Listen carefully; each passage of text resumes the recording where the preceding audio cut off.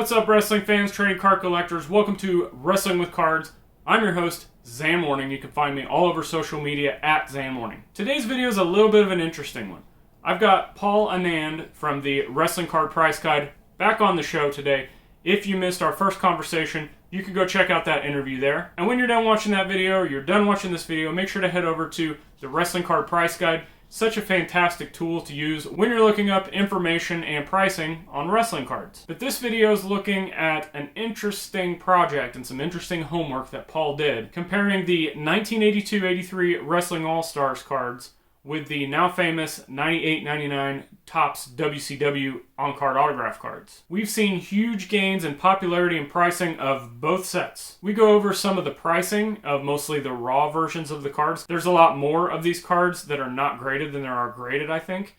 And there's even some guys that have cards in both sets. So we'll compare whose card, whether it's a rookie card or whether the later on autograph card when they were established, which one is kind of gaining more popularity and higher prices. We talk about rookie cards, rarity, and how all of that stuff kind of ties in together with both of these card sets. But before we get into this conversation with Paul Anand, just a few ways that you can help support my show. Hit that subscribe button, hit that bell icon so you never miss any of my other uploads, and if you're digging this video, if I'm bringing you value, if you like the talk about WCW autographs and wrestling cards in general, give me 2 thumbs up. That's right, not 1, but 2 thumbs up. If you like this video, again, make sure to share with anybody out there. Just let's grow this wrestling card community. Make sure to check out the Wrestling with Cards podcast. That's right, the podcast with the same name as this channel, where I talk about a lot of other things in audio form. Some of it's on this channel, some of it's not. It's a mixed bag of things, so you won't want to miss that one. Subscribe and share on that platform as well, wherever popular podcast platforms are found. Your favorite. Worlds Collide, the wrestling card podcast with myself and Tony Vella from WrestlingTradingCards.com, getting together to talk about all things wrestling cards, differing opinions, trying to bring some different topics that other people are not talking about. You're going to want to check that one out too, so subscribe to that as well and share it with everybody in the hobby. And lastly, links below to my Patreon, my Spotify, all social media links to buy me a coffee. I'm sure there's other links in there if you want to check that out. But enough of me being a curtain jerker enhancement talent opening up this show. Let's get on to the main event of this show with Paul Anand from the Wrestling Card Price Guide. What's up, everybody? We've got Paul from the Wrestling Price Guide back on the show with us. Welcome back. Hey, Zan. How are you, man? I'm doing good. You've put in a lot of work. I mean, we know you do because you're working on the Price Guide. But you've put in a lot of work specifically on comparing the 82-83 All-Stars to this now famous WCW autograph cards that we saw come out from Topps in the late 90s. So I want to give you the floor and just talk about why you started that and some interesting things that you found. Yeah, it wasn't specifically to pit the autos against the All-Stars, but because these WCW autographs have been so popular lately, and there's so many guys chasing them at the moment, we've seen some really cool things happen, like a Booker T surfacing and going for over $5,000, a Mike Enos that we didn't know about going for $1,800 and change. So I've always been a big fan of these. I've been collecting these since the beginning. And there's 101 that got put into packs. Then there's what we're calling the non-inserted or the notorious 9 that didn't make it into packs. 5 of those are very, very difficult to find, and 4 of them a little more commonplace. The Mike Enos one was one, like I say, that just surfaced a week ago. We didn't know about that, and it was never discussed. But when the Booker thing started, and we found that referee Charles Robinson has the British Bulldog card, I wanted to look into it a little more because I was finding that a lot of those cards, they don't get graded as often, and they're going for big numbers. I personally was offered $3,000 for my Hulk Hogan, and we've seen the Savage card go for $2,000. We've seen the Elizabeth, the Benoit go for $15,000. So I just wanted to sort of go and look at in updating the price guide. What we talked about this last time I was on your show. Mm-hmm. Quite often I'll go onto recent eBay sales and I'll take a look. Now, obviously, in the last few months, we've seen some really, really big numbers that would render the values of my price guide obsolete. So I wanted to up to date get the WCW autographs, the 105 of them, anyways, up to date or a little closer to reality. So I started going on to 130 Point and Watch Count and these eBay sold kinds of places, and I put together a list same list that you would find on the price guide, and totaled them all up. And I was quite astounded to find that the complete value of that set is about 3 times higher than the ungraded value of the All-Star cards. And the reason why I picked the All-Stars is because that's the sort of go-to set in our Yeah. hobby that everyone talks about. Everyone sort of holds those up as being the set. And again, it's not to imply that they're not. I just wanted to shine the light, if you will, on these WCW auto sets, because they're kind of similar. There's, there was 36, 36, and 36 of the All-Stars, and a bit more of the WCW autographs that came out over a 3 release set. And I find in my years of collecting that those are always, very popular with collectors. So for me, it was just trying to get a sense, given that I was working on the pricing, as to how they stacked up. And they are the ungraded set. If you consider that as its own set, and we know there are 3, and we know there are only autographs from those 3, but those specific cards, those 110 cards or 105 or whatever you want the count to be, I would say that they're the top ungraded set in our hobby. Man, that just opens up so much to talk about with these. So let's start with talking about the fact that they're raw. So a lot of people, I think I personally have only seen a couple of flat out fakes of the All-Stars. And usually it's the Hogan, the Flair, the Andre. A lot of that other stuff we haven't seen. And it seems like people are not buying the raw copies of the All-Stars like they are the raw copies of these. So what kind of correlation are you seeing between those as far as just raw and popularity? Well, definitely more of the All-Stars are graded. There's no two ways about that. When you go back on eBay and you look at the Hogans and the Andres and the Flairs and the Kerrys and the big ones, they've all been graded. Very few of them come up raw now on the All-Star side, but it's the flip side for the WCW autographs. Correct. So that begs the question: what happens when my $3,000 raw Hogan gets graded, if it were ever to get graded? So the question then becomes, is that, and we can go down the list here, and I could say, okay, in the first release, we got a Chris Benoit, that's $750. We got an Eddie Guerrero, that's $1,000. We got a Hollywood Hogan, that's $2,000. There's an Arn, there's a Giant, there's a Jericho. There's lots of these names. Now, if these were to get graded, I suspect that they do better, but they do quite well on their own raw. So do you think that now this is a hypothetical, if all of a sudden these autograph cards start getting graded, do you think those would surpass, be about the same, or just below the All-Stars graded? That's a difficult question. Yeah. I don't know if they would surpass, because the All-Stars have had the history, right? And we've been living and breathing these things now for so many years. But could they achieve the same level of pricing? Yeah. If I'm seeing, like when I compare the raw Hogan, from the All-Stars to the autograph Hogan, there's no comparison. The autograph Hogan is worth way more. We don't know the seedings on this stuff, so we have no way of knowing how many, like on these really rare ones, the Bulldog, the Booker T, the Mike Enos, the Hardcore Hack, which I had a chance to get and I didn't. There might just be one of these. Now, we did see a picture of Booker T signing what seemed to be more, but we just don't know is the truth of it. So the reality is that these cards are in huge demand, and if the guys that put faith in grading get them graded, I think the value will go even higher. Yeah, and it's interesting that you picked these two sets, because really when you break it down, they're like, the All-Stars is a set and these autograph cards are technically a set, but the fact that they're both still limited scarce sets, I think, is a good comparison. It's not like you went out and compared these to the 1990 Classic or the Impel or something like that. With tons. Yeah, exactly. Yeah.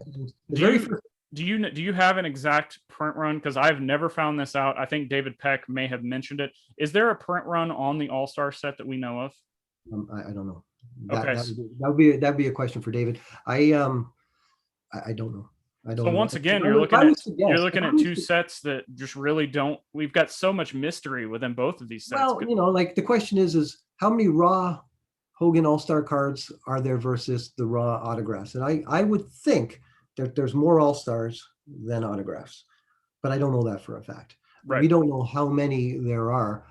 but there's not a ton, because you got to figure you've got 105, 110. Well, we won't count the 5 that are rare. 105, or even just go to the 101 that ended up in packs. It's 100 different cards, and you know how rare they were. They only went into the hobbies, and they were at 1 per box, and you got 101 different names. So really, how many of those cards? There can't be a ton of them, or we'd be seeing more. You know, Right. but I just don't know the number. Is it 100 of each, 50 of each, 25 of each? I just don't know. You mentioned earlier some of the elusive cards that are starting to surface now that we're finding. And one thing I would just like your opinion on that is just like a cautionary, I guess a cautionary tale towards people that are out there buying the raw cards. Most of the time, not always, but like 99% of the time, if you're buying graded, it's a legit thing. But we've not seen as many of the counterfeit fake all-star cards, like I said. And so I think maybe there's a little bit more confidence buying on those end. But then normally, like even today's Topps products or some of the other cards, these cards legitimately say autographed by this person, put in by WCW. On the surface, you would think that was legit. That Yes. being said, we've seen so many of these coming out of the woodwork with different colored ink, which that's also a thing. Like we know they put different colored inks in the packs. What's your opinion on those? What do you have? Like, what is your, I guess, your opinion on all of these kind of coming out of the woodwork and the legitimacy of them being raw? Okay, I'll take that in 3 parts. First of all, you talked about different inks. You know, some cards are signed on the front, some are the back. I have a rare Hulk Hogan signed in black that actually says Hulk Hogan. Some just say HH, some say Hollywood Hogan. There are also now 2 variants that have been discovered. There's a variant of the Horace Hogan, excuse me, where he has the 99 embossed card as well as the 98 version.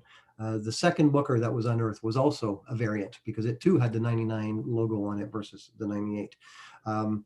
So these are legit cards. Now, I have them all here. When the Booker surfaced, I pulled these out with a magnifying glass and I looked at the one online and it wasn't a forgery. The Mike Enos that came out a week ago that we didn't know about, I looked at that with a fine tooth comb. And I don't mind to say, but I bid on that card and I came in second. So I believe that I set the price on that Mike Enos. I had a feeling that someone was going to beat me no matter how high I went. Sure. So I set a number. And sure enough, I lost it by 25 bucks. So I know I came in second, and I know the bid below that was 1,000 or 900 bucks less than that. So I helped the seller out somewhat. But you know, I'll be honest. I'll be frank. I set a price of 2,000 Canadian on it, and I bid a little higher than that, and I didn't get it. Now, if I thought that wasn't authentic, I wouldn't have paid a dime for it. But that card is real. That card was made by Topps and it was given to Mike Enos and he just didn't return it. As is the same with the Bulldog card, as is the same with the Booker card, as is the same with the Sandman, the hardcore hack one. I have never seen since. That's why I read it so much then, because I could have bought that card for 150 bucks. Now back then, that was a lot of money. I bought my Hogan for 75. That's not worth $3,000, right? So that's why I bought on the hardcore hack thinking, it'll come up again. It's never come up again. This Mike Enos might not ever come up again. This Bulldog that we're talking about that Charles Robinson has may be the only Bulldog, and we know that Davey Boy Smith isn't signing anymore. So, you know, they almost don't need to get graded. They're legit. Now, if someone wants to grade them to try and put a number on how good the card is, and if some people like their cards in slabs. Yeah. You know, for me, not being an investor in cards and just being a collector of cards, I prefer to look at my cards in binders. I get more enjoyment. I don't like the notion, like I got a drawer there of loose stuff that I never look at. And that's what it would be for me if they were in plastic slabs, but again, I've said this many times, if you don't intend to sell, if your cards aren't an investment and you're collecting just for the fun of collecting, like many of us do, then you don't necessarily have to grade. But grading is an absolute necessity if you're intending to maximize your bucks. If you want to get as much as possible, then you go out and grade. Now, that doesn't really answer your question as to if people were to go all of a sudden and start grading these WCW autographs, how high they would grade. But they're doing, like I said earlier, very well raw. So I can only suspect that. I don't think the grade even matters, though. I mean, you look at vintage baseball and vintage basketball, like 1s, 2s, and 3s. And I've been preaching this forever. You said now. That often, and I agree 100%. You said, there's nothing wrong with a 5. There really isn't. You know what I mean? Like, I'm pristine about my cards. Like, they've gone into sheets. And, like, for example, the All-Stars, part of the reason why I wouldn't want to grade the Hogan, and David Peck will bear this out, is that those cards are a little bigger than average. So they got jammed into the pocket once, just. I don't want to handle that Hogan card ever again, or that Andre, which is right beside it, or the third one. You know what I mean? So for me, they're pristine in my book. Now, is it perfectly centered? That PSA or HGS or Right. whoever they can tell me, but I don't care about that. For me, it's the having of the set. For me, I was on the Card Foundation. I was listening to the Card Foundation podcast, and they were talking about the Mike Enos card, and they said it was probably a completist. Well, obviously it was a completist that's going after that card, because who's going to pay $1,800 for Mike Enos? You know what I mean? Who's going to pay $1,800 or whatever for Hardcore Hack? Well, me, because I have 105 other ones. Right. So that's the draw there. I know, same thing with the All-Stars. People are trying to find them, but as you know, certain people in the hobby have gone out of their way to collect a lot of them, and God bless them, having the foresight to realize that this is a good financial investment. But taking those cards out of the market makes it difficult for collectors to get their hands on. Like Chuck doesn't have a Hogan All-Star, which is mind-boggling to me. Right? Yeah, really. I figured you and him have everything. Yeah, we do. We do. Honestly, I bought my All-Star set many, many years ago, presumably before David realized how valuable they were. So let's talk a little bit about some of the modern wrestlers that are still alive. I mean, I hate to put it that way, but it just is what it is. The wrestlers that are still alive that did have cards in this WCW set, and I've heard kind of some rumblings, and we've heard talk and rumors, whatever, that possibly they have some of these cards blank, and that maybe they're currently signing them and selling them, or taking them to shows or whatnot. What is your opinion on that? Do you think that's a legit argument or not really? Tony and I have been following this extensively. God bless Tony. As soon as the news hits, him and I are back and forth on everything to do with every card to do with this set, because it's one of his pet things as well. We know that the Booker, the second one that came out, that said Harlem Heat, was recently signed, because there's a picture of today Booker, not 20 years ago Booker signing it. We don't know about this Mike Enos. We don't know if it was signed 2 weeks ago or 10 years ago. So we just don't know. Are there any others? That's the big question, because all of a sudden the Mike Enos turned up and we didn't know about it. So is there an Ultimate Warrior? Is there a Ted Turner? Is there an Eric Bischoff? I would think not, only because by now we'd have heard about it. We know there's only one Flair. I don't know who owns it. Jimmy Hart brokered the deal. I still consider that to be the holy grail of our hobby, only because it sits atop. It's the crown of this 105 set, of which there's only one, and it's Ric Flair. And to me, that's always been my thing with grails, right? There can't be two of them. Yeah. Right. So that for me is the card. I tried to buy it back then, unsuccessfully. I would make an offer on it today for quite a bit of money, and I probably still wouldn't be able to afford it. So do you think, for example, this Booker T card, it was recently signed?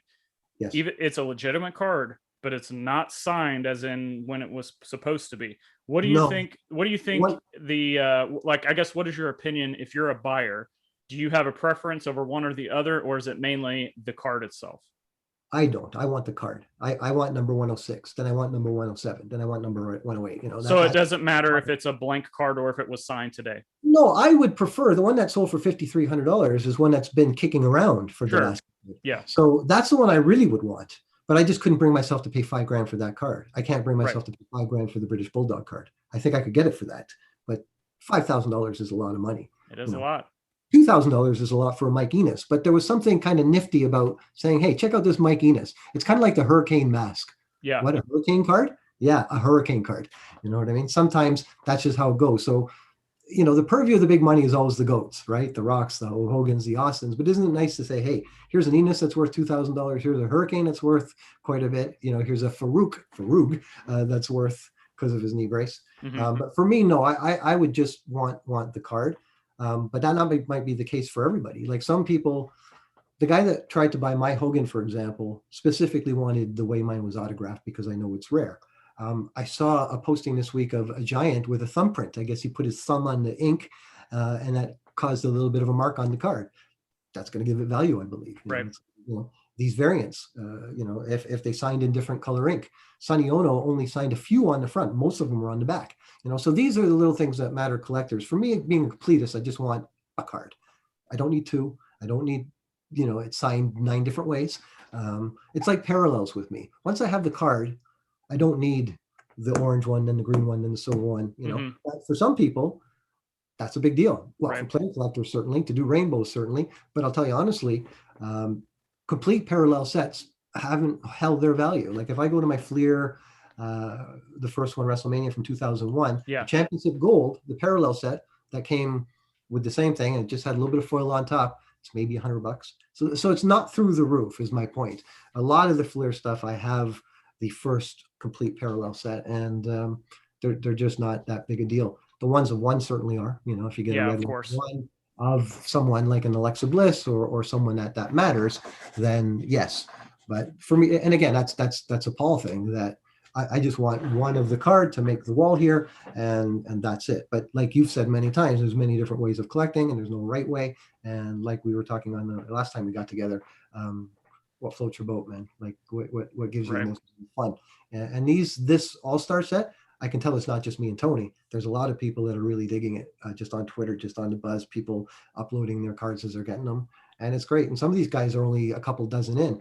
And I'm thinking, man, I'm glad I'm not part of that hunting, because I wouldn't be able to afford it. It would just be Right. insane. I can't even afford a Mike Enos, right? $2,000 doesn't buy me a card. I bet you never, when you started collecting, thought you'd say, "Oh man, I can't afford a Mike Enos card."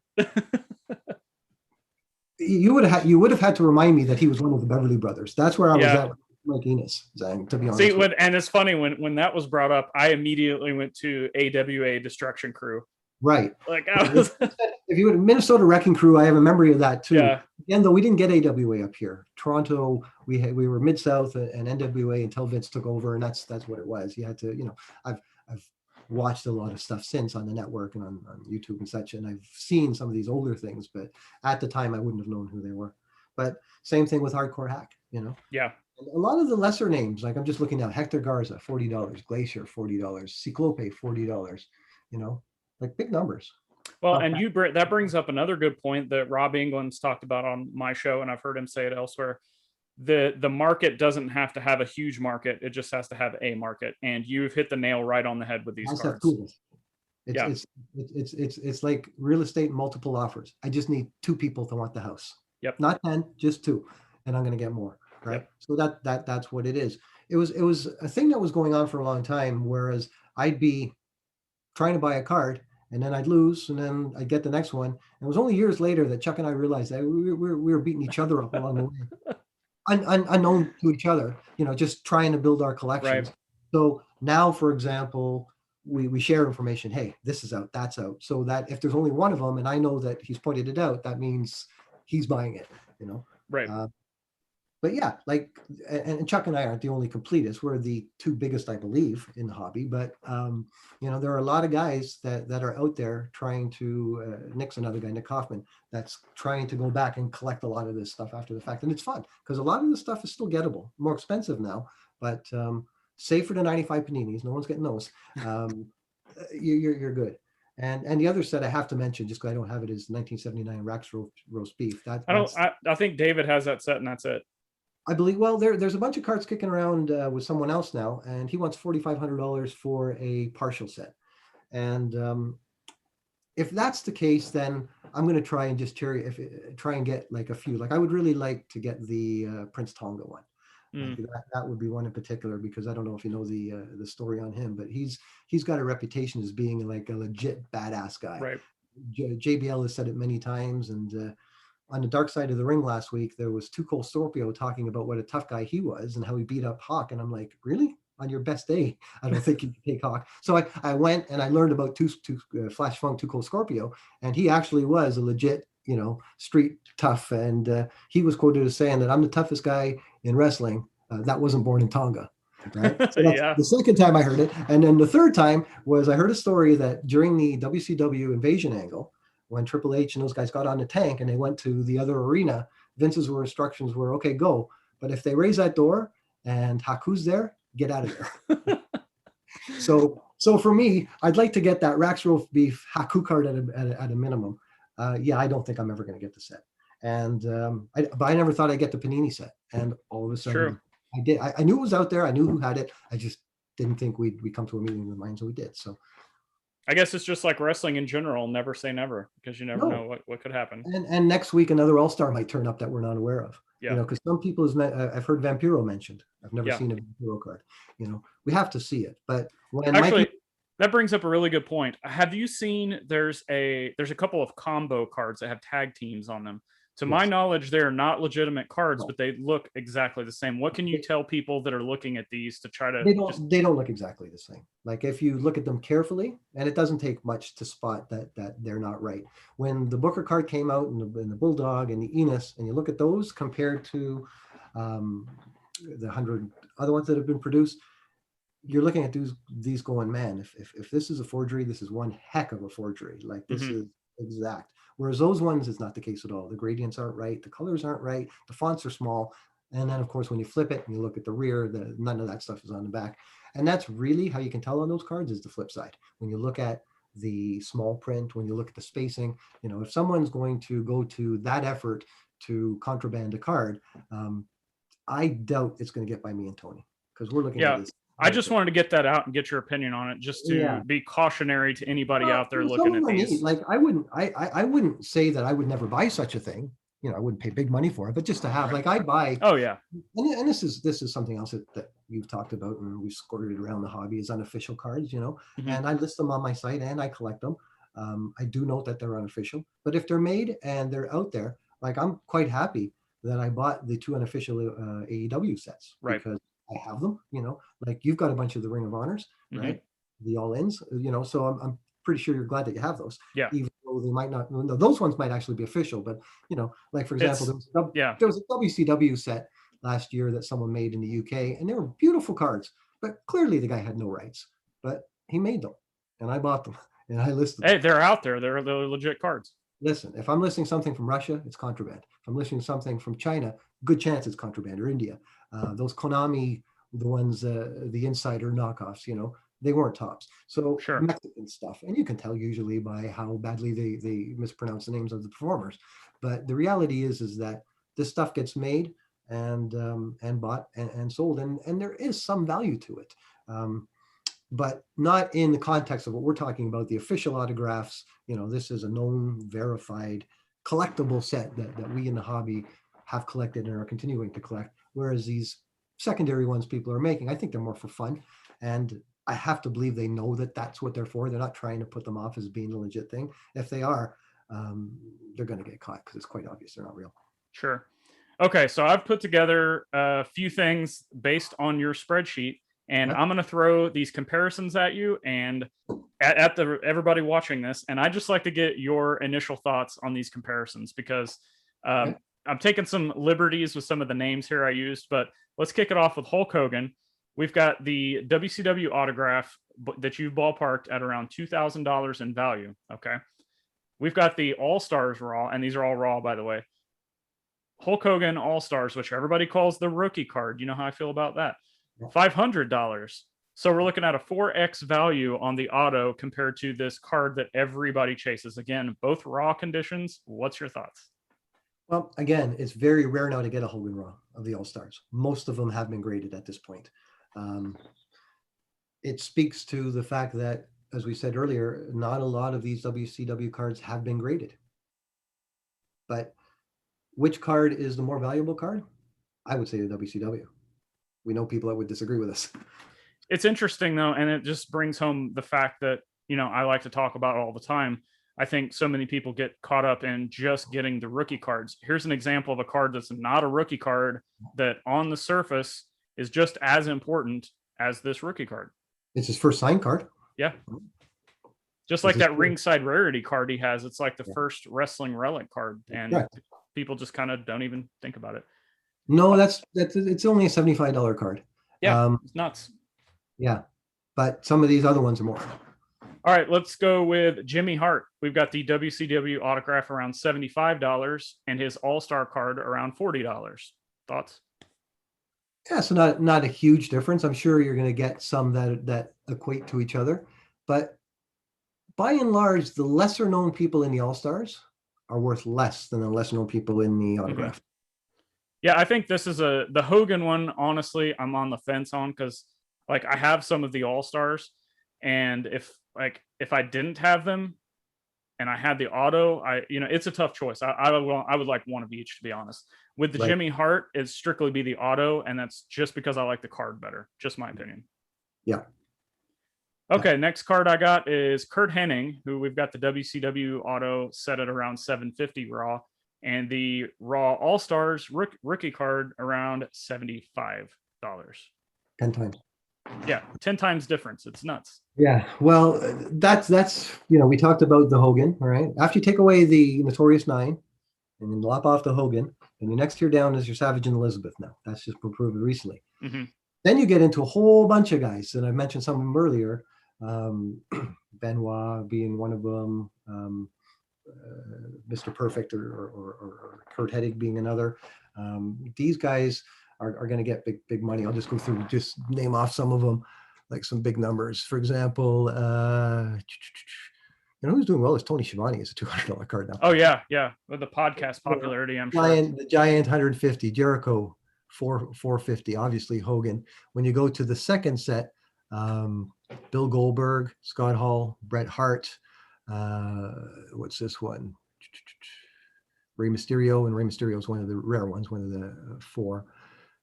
Sting is a $300 card. Then when you go to the third, Luger's a $200 card. Medusa got 250. Yep. So these are numbers that you're not going to get in the base All-Stars. You're just not, like, your best cards there are your Hogan, your Flair, your Iron Sheik, Barry, and they're again ungraded.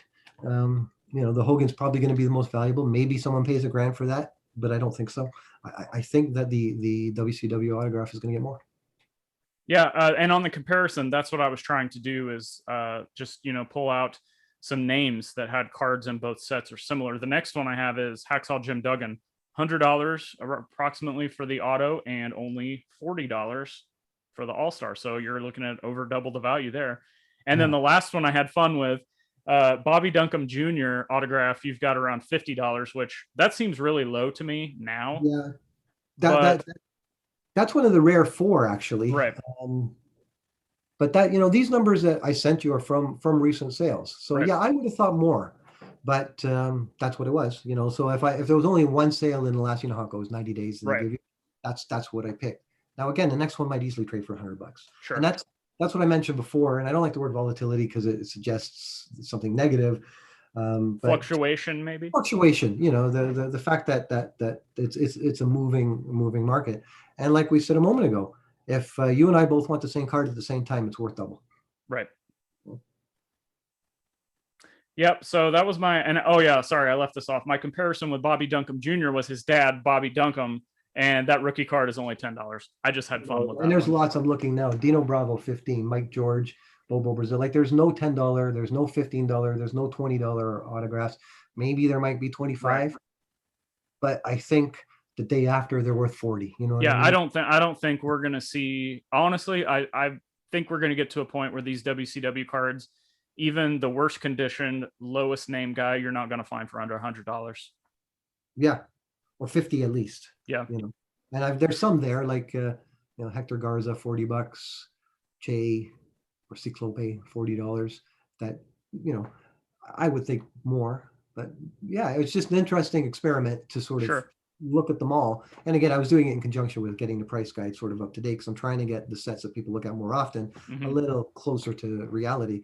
But again, already as we speak, there might be a dropping off. And the more of us that get vaccinated, the more of us that go out, the more of us that start going out and drinking again, the less cards, the prices are going, we don't know by how much, what percentage, but we may have hit the high. We might be speaking now at the height of the market. It's entirely possible.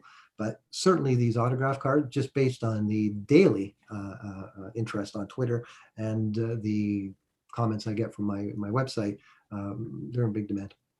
Yeah, and I think we found, I don't think it's going to go to zero, but I think the market's just kind of found a new floor. Like, it's never going back to where it was before, but it's going to drop. That's just markets. They go up and down. But you know what? I think a lot of the obviously COVID and the pandemic created this. But I think the efforts of you and Tony and these other podcasts and me running a site has contributed to the knowledge that's getting out there. Like, I think it's dynamite, like from the time that you started a year ago or whatever it was to now, how many more viewers that you've gotten. I remember once you did one saying, hey, are we getting A&W cards? And you get 1,000 views in 2 days. And I was like, yeah, that shows you where that market is. So the market isn't going anywhere. It's going to change. As tops continue, just based on this past week, I'm like, oh, here we go again. When I saw the 5 releases that are coming out for the rest of this year, we're going to go back to 2019, where there's going to be a dozen tops releases that we don't need, but they make them if they sell them, right? And there's a market there. And I might be part of the old guard that views it a little differently than these younger kids that love the fact that there's a new Finest and a new Chrome and a new $15,000 Transcendent. I can't justify. I'm out. I can't buy the Transcendent base set. There is no fully base set. So guys like me, we'll buy, like, even just a women's set, for example. Usually I could buy a master set for around $40 to $50. Those days are gone. I'm hoping we get back to that. The last set I bought, I had to pay $100, and I bought the first master set I could find because I was scared that if I didn't, I wouldn't get one. Right. And it depends on the seeding of these things. And, that's not my game. I don't go onto Facebook and get in on these breaks and things like that. Like, you talk about all the different ways that one can enjoy the hobby and sort of splash around wrestling cards. And I'm very sort of set in my ways. I get the sets as they come. I video them. I put them out there for the world to see, get a rough idea of what they are, and onto the wall they go, and next. But remember, it's something that's happened over a 25-year period. So it's been manageable. Right. And like you said in our prior show, you're not like trying to color up, so to speak. You're like, hey, these are the cards I want. I don't need to be flipping them to get bigger stuff. This is what I like. This is what I'm doing. Right. No, I might be if I didn't have what I already had, and if I didn't start all those years ago, and if I wasn't able to buy cards for a lot less money than what you buy now. So I'm fortunate. Like, the hobby now, it's like the real estate market in this city. I couldn't afford to live in the house I live in. I can't afford to buy this house today that I live in. Sure. You know what I mean? Because it's a crazy price. But I didn't know that when I bought it 13 years ago. Right. And it's the same kind of thing with all these All-Star cards. I had no idea. The last one I got, I think, was in 2010, 2011.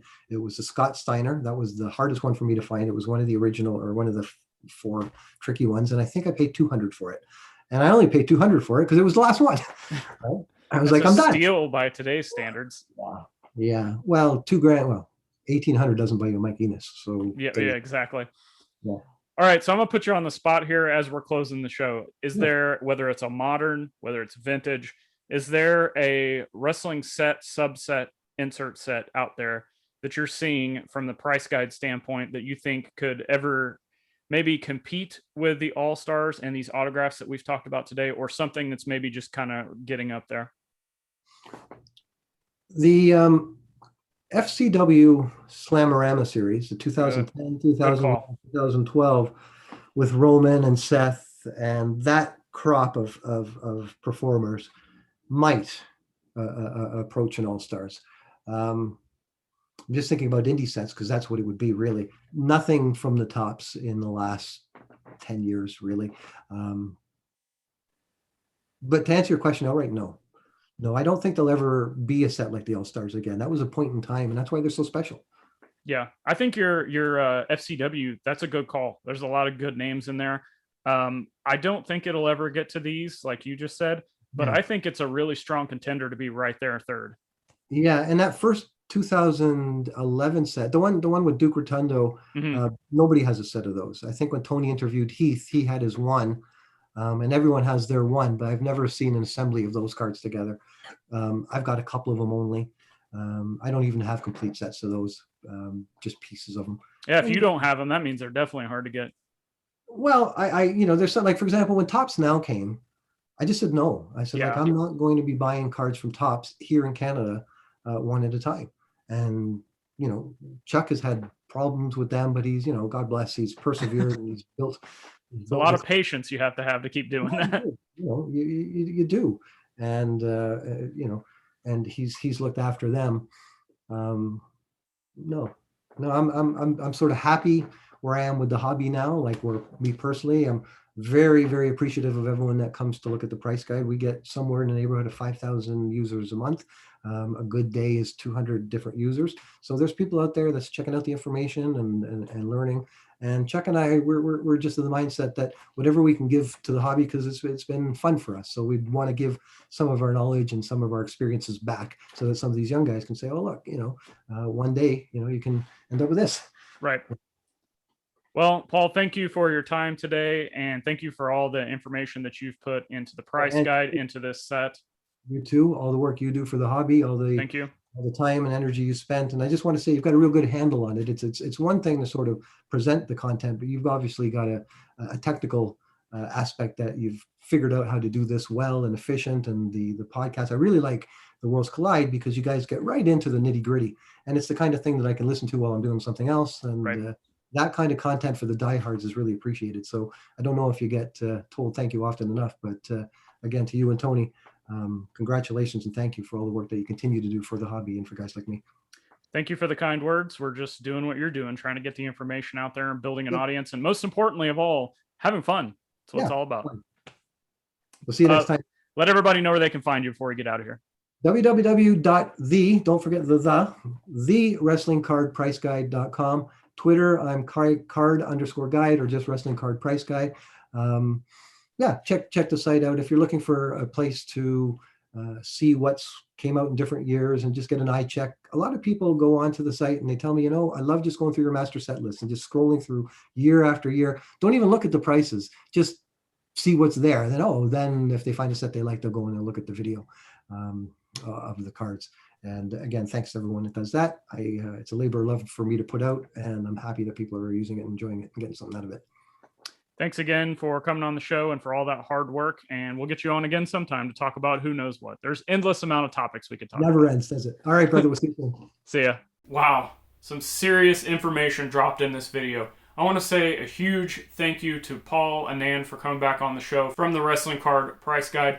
A huge thank you to Paul for all the work he's done for not only the price guide, but also putting together this interesting project comparing these two card sets. Make sure to check out Paul on Twitter and as well the Wrestling Card Price Guide. I'll have links to both of those in the show notes. And once again, check the links below while you're there following Paul. All of my personal links, social media, all of that good stuff is down there. Don't forget to subscribe. Hit that like button. I hope you guys enjoyed this video. I hope it brought you some value as you're going forth looking at wrestling cards. Click the videos on the screen for even more great wrestling card content, and we'll see you there.